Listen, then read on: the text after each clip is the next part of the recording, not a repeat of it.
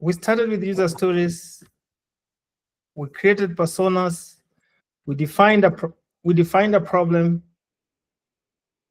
and then we got from here, learned about a tool called Miro, and now we have user stories.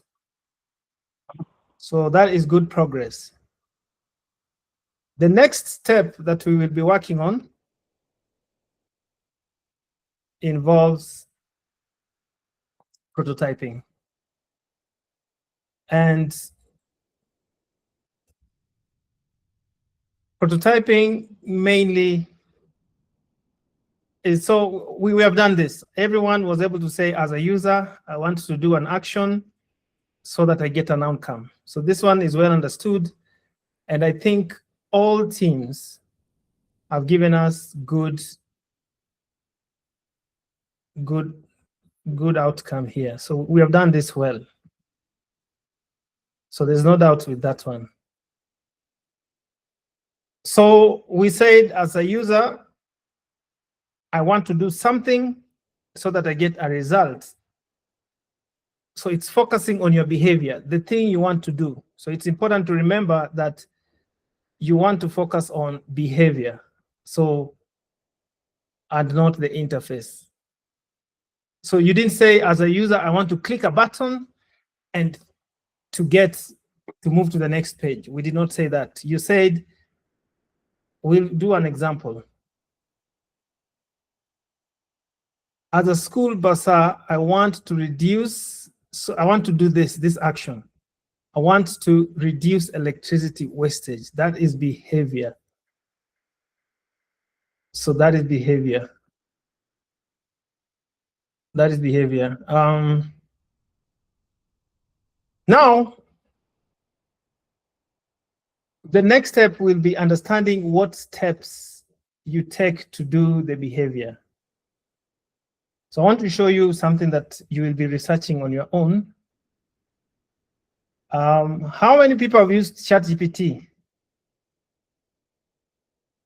Ted, can you just get a number by a show of hands, like 1, 2, 5, 10? I think just about 1 or 2, maybe 3. But you know, our class now is about 14 of them. Yeah. So Michelle has a question. Does she have a question? 20%. Somebody has raised hand. No, there's no question. Okay, Michelle, you click something. So guys, play with the interface so that you know what it is. You shouldn't be surprised when you click these things. So Ted, you've said there's 14 people. About today. So you want to design the next steps, design the next groups around the people who will be there, because from now to the next 2 to 3 weeks, it's mostly action. So if someone misses the class and they don't watch the videos, we're going to have problems. Now, the shortest way to know the next steps of what we want to do, I want to teach you how to use this tool. So everybody will go and click ChatGPT. You'll find something like this. Okay. And then today we have done writing user stories, and we want to go to design flow. So what you will do, first of all, you want to know what steps are these. The shortest way to do that, which team? Can you guys select one team? We use one example. Ted, which team are you going to drop so that we use that one, because no one will be using it? We will drop Team Farmer. Yeah, Team Farmer is one person. So let's take one of your use cases. Okay, this one. Let's see another one. As a veterinary doctor, I want to provide vaccines. As a veterinary doctor, I want to train farmers. Okay, this is good because You want to provide some information. So you'll take your user story like that. You'll come to ChatGPT and paste it there. What you have pasted, I've just pasted. So this video, I'm going to put it online, and I'll tell you how to find it so that when we come back on Monday, we don't ask where is the video.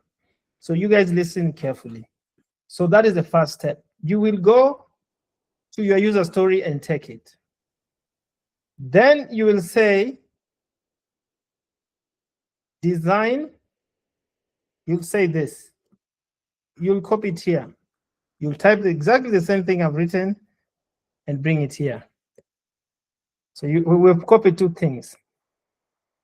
Then you will tell ChatGPT, take the user story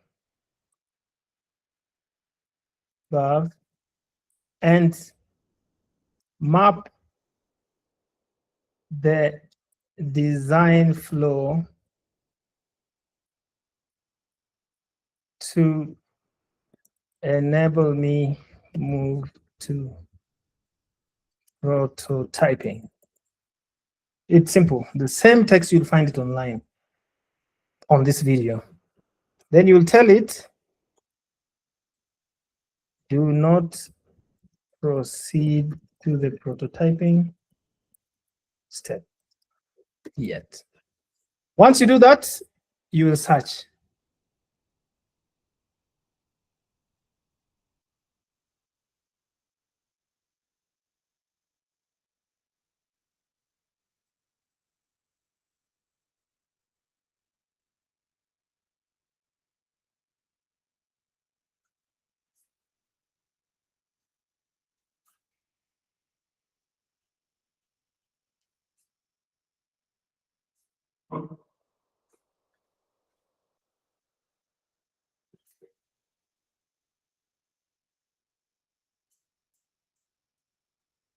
Does anybody have a question?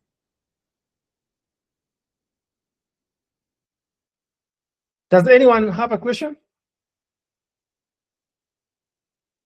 Okay.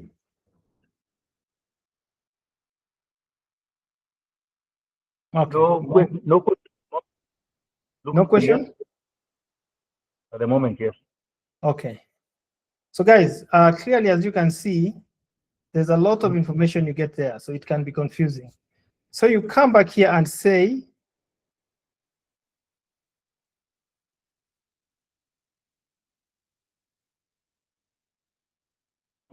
you come here and say, only map the journey. And the journey we want to map is design flow. So you'll only say, only map, you'll only say, only map the design flow.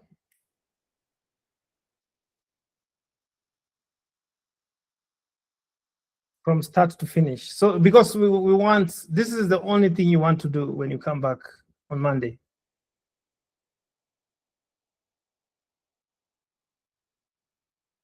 Now, so it's saying, so what it's saying is this. Okay. If it's too much like that, okay, here's the design flow. Make it short. You just tell it to make it short.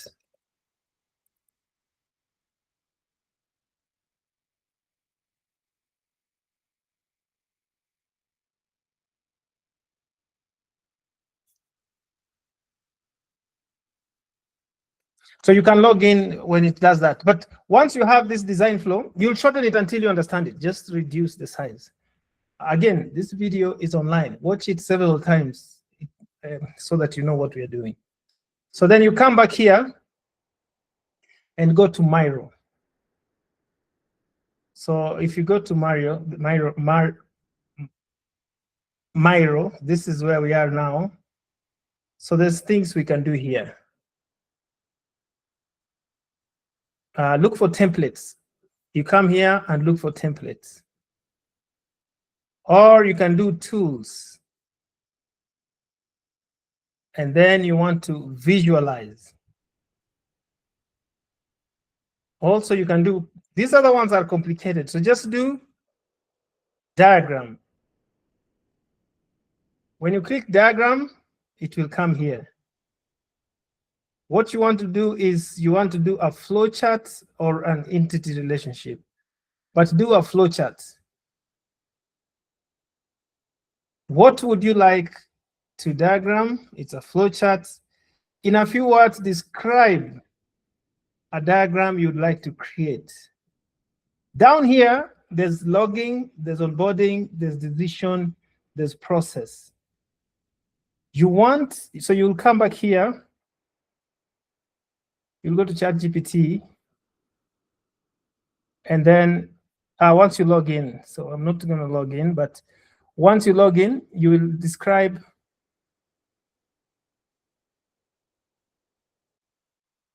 a design flow. Actually, you can, so you can do all that on ChatGPT, but the other way you can do it, so that's step one. You can go from ChatGPT.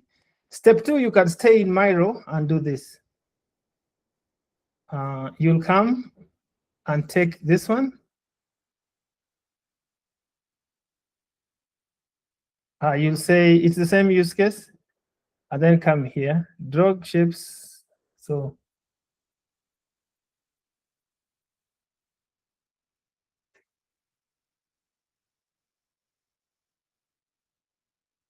no, we don't want to draw it that way.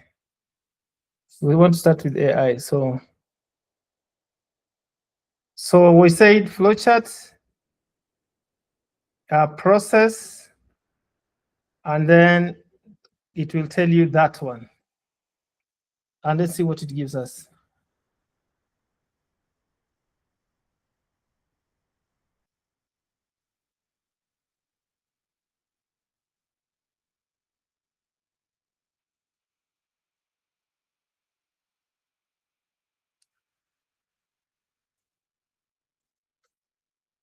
So this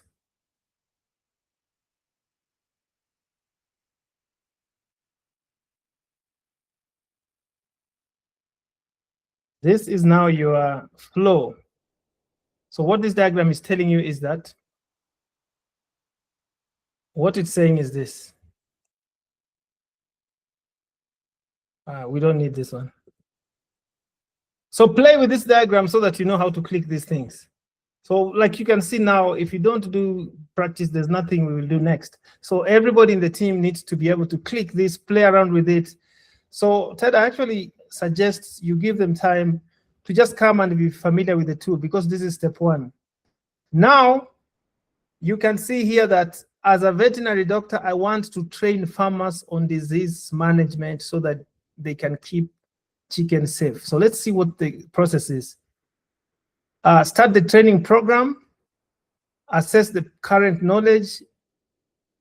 So ask them some questions in your app. They will give you some information in the app. Then you develop some information in the app so that they can access it. You can have some place where they do training.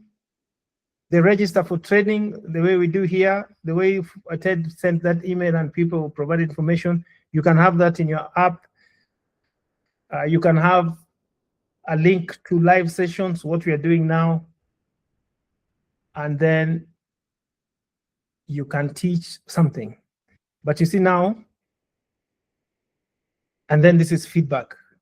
So what we have here is, and then you can evaluate and complete training. This is your application. So on Monday, we will move from this type of thing to a prototype. Again, this thing is going to be on video. So you guys you don't need to, when we are looking for information, then you start asking Ted things. Everything is here. And I'll say it again. You guys go on YouTube, this video that you've seen here will be there. Now, I want to show you where you will get it so that you see, you have to take it at a personal level that before you build something, you have to really understand it. So today we've added two things.